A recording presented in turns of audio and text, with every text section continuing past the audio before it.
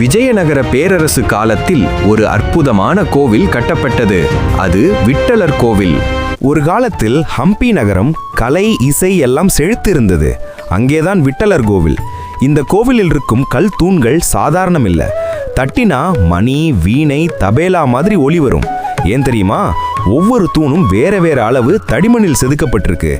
தட்டினா கல்லுக்குள்ள வைப்ரேஷன், அதுதான் இசையாகுது. இது மட்டும் இல்ல, அங்கே ஒரு கல் ரதம் இருக்கு.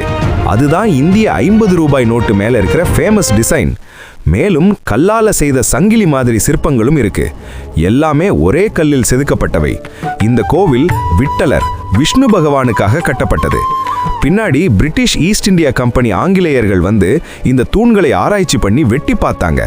ஆனா உள்ளே எந்த டெக்னாலஜியும் இல்லை, வெறும் கல் மட்டும். அதான் இன்னும் மிஸ்ட்ரி.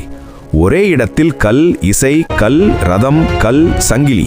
இது சாதாரண கோவில் இல்ல, இந்தியாவின் ஹிடன் சயின்ஸ் வண்டர்.